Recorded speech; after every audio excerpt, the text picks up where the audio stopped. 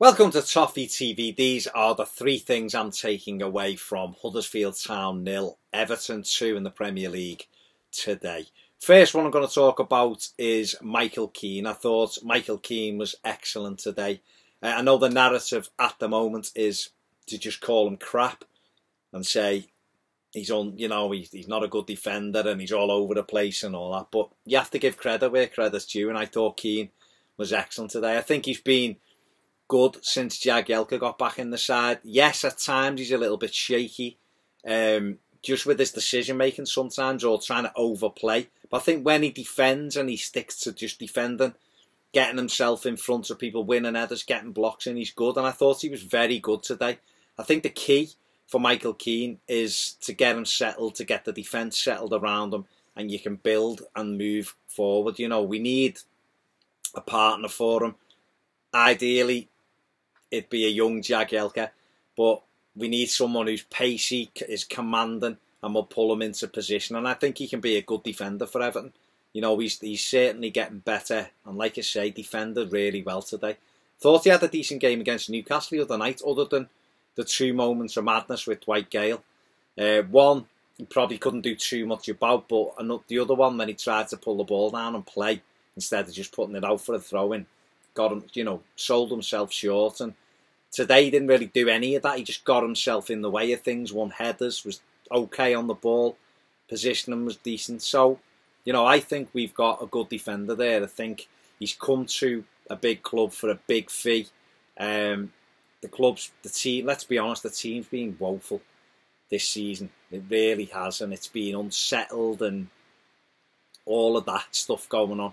I think it'd damage anybody. So let's give Michael Keane a chance, because I think he's a good defender, and if he continues doing what he's doing, I've got no issue with him whatsoever.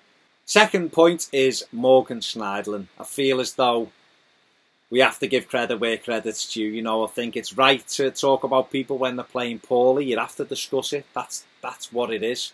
But you also should talk about them when they're doing well. And Morgan Schneiderlin's form has got a bit better and a bit better and a bit better. And I thought today, particularly in the second half, I thought he was excellent for us.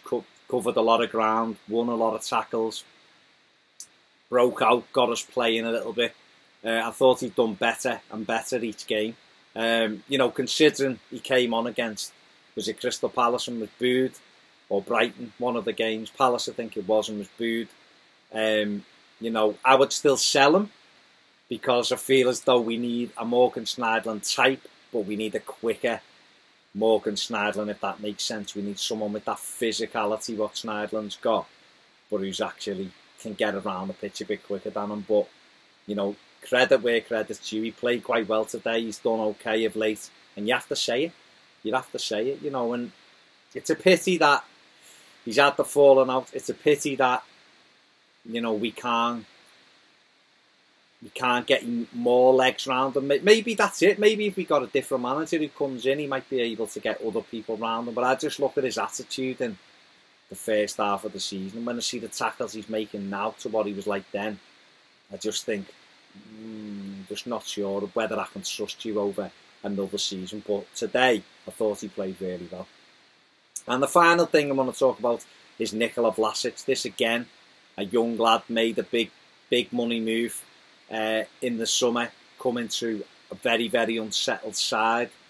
Has been in and out, is in one squad, then disappears for 5 weeks and comes in, and today was no different. He's coming from the cold again and being put in to the side on the right hand side. But I thought he'd done really well.